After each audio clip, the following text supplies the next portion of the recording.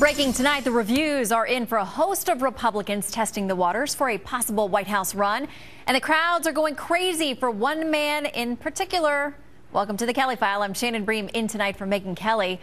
On the first big night of the unofficial kickoff to the 2016 GOP campaign for president, thousands of conservative activists, lawmakers, and party leaders are gathered just outside Washington, D.C. for the Conservative Political Action Conference, or CPAC as it's been called, the silent primary, where some White House hopefuls explode onto the scene while others fail to find their spark. Today, three of the party's potential frontrunners did their best to fire up the crowd. There's not a single Democrat here. It's almost like CPAC invited Benjamin Netanyahu to speak. The biggest divide we have in this country, it's not between Republicans and Democrats. The biggest divide we have in this country is between career politicians in Washington and the American people. I'm ready for a country that puts our Constitution on the top shelf. I'm for putting our health care in our hands and not in the hands of some bureaucrat. For balancing our budget. For a fair taxation system that allows us to get rid of the IRS. You see, here in America, there's a reason why we celebrate the 4th of July and not April 15th, because in America, we celebrate our independence from the government, not our dependence on it. That's right. We need a president, a leader, who will stand up and say we will take the fight to them and not wait till they bring the fight to American soil for our children and our grandchildren. Joining us now, the man running the show, Matt Schlapp, chairman of the group behind CPAC. Matt, thanks for joining us tonight. Great to be with you, Shannon. All right, it looks like you're off to a rip-roaring start. Let's start there with Ted Cruz, because he is somebody who is very comfortable speaking. He does this all the time. He goes out there without notes, and he really fires up the crowd. This is his kind of crowd, and it sounds like he's trying to separate himself as a potential 2016 contender against others who he says haven't been in the fight. Here's what he told people to say when someone tells them they're the right person for the job. If a candidate tells you they oppose Obamacare, fantastic. When have you stood up and fought against it? If a candidate tells you they oppose the debt and debt ceiling that are crushing our kids and grandkids, terrific. When have you stood up and fought against it? If a candidate says they oppose President Obama's illegal and unconstitutional executive amnesty, terrific. When have you stood up and fought against it? Now, Matt, of course, he's taken a lot of heat because sometimes he's been sort of out there on a lonely island by himself in the Senate, really oftentimes the lone voice or with maybe two or three other people. Do you think he's trying to make the point to this group? And listen, they love the red meat he was tossing out today, that right. They might not like him on the Hill, but he's not too worried about that. Yeah, I mean, the Hill is going to have no impact on who gets this Republican nomination. You're exactly right, Shannon. The people in this room want to get a fresh face. And look, they want to win, but standing up for somebody who's willing to, lead their charge, especially in the kind of ways Ted Cruz has, the reaction in this room was huge. And I think you're right. His road to the White House and his road to the nomination is to be that person who will stand up even when standing up is tough. Somebody who's a lot more understated, but certainly has a lot of fans there as well, Dr. Ben Carson, who says he's very seriously inching towards possibly running for the White House. He talked a lot of policy today. He talked about health care and how that can be reformed. And, of course, a lot of people think he's a great voice to have in the conversation as such an accomplished neurosurgeon that he is himself. But he's definitely got a different way of speaking, of approaching the audience. It seemed like they responded, but it's a different delivery.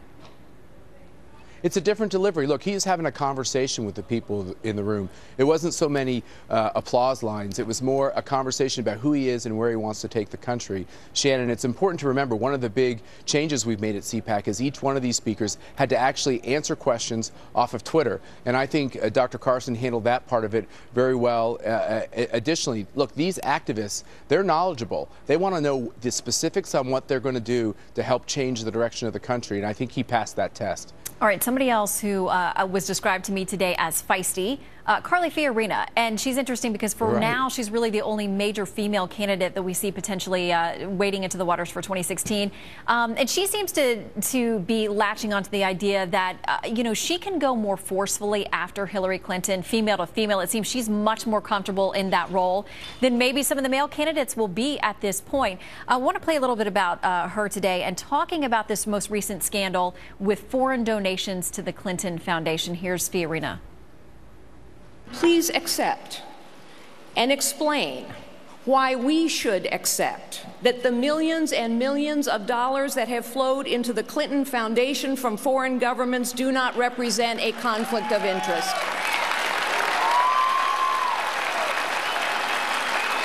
She tweets about women's rights in this country and takes money from governments that deny women the most basic human rights.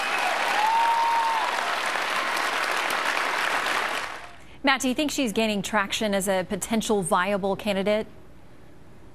By every indicator, she's absolutely gaining traction.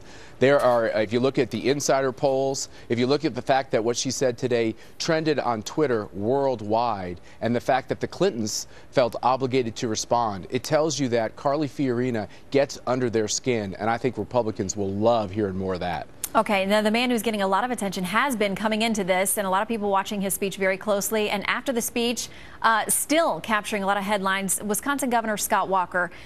He talks about the fact that he has been battle tested in Wisconsin. That seems to be what he's really trying to emphasize and say that it's a springboard for him to do something more. He talks about a little bit of that when he had a bit of a heckler today who snuck in with you guys. Take a listen. So how did we do that in a state that hasn't gone, a state? Apparently the protesters come from Wisconsin as well. But you know what? Those voices can't drown out the voices of the millions of Americans who want us to stand up for the hardworking taxpayers. As long as I'm a leader, I'll continue to do that going forward. We've watched him for a while, Matt. He seemed more comfortable today, and he seemed to have gotten the message that, you know, there's this idea of charisma that you have to have, even if you've been battle tested and you have good policy. But according to the GOP faithful, they needed to see more from him, and it seemed like he's upping his game a bit today. Definitely upping his game. And look, the heckler is a good thing for him. I mean, this is what it takes early in the presidential process to make sure you can survive moments like today. And I think it turned the crowd even more on Scott Walker's side. What Scott Walker has going for him is the fact that conservatives love the fact that liberals have thrown everything at him but the kitchen sink. And he survives with grace and a smile. And today, I think he showed this crowd that he is serious about running for president, and I could tell that he made a connection. Well, he took some hits for a couple of things that he said, but not to be, you know, not unexpected, because obviously if you are the person leading the pack, you're going to draw more and more of that attention. All right, Matt. That's right. Have a good time down there. Thanks for taking a break with us. Thanks, Shannon.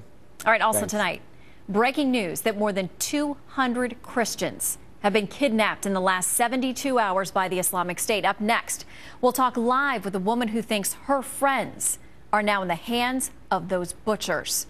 Plus, dramatic new images of ISIS gleefully destroying thousands of years of human history. We've got a live report on the magnitude of what's been lost. And then the Obama administration considering gun control in a move so significant that one of America's biggest sporting goods stores is warning its customers, you better get informed and weigh in. The story you will see only on the Kelly File just ahead. Nothing gets people excited about exercising their rights like the threat of having those rights taken away.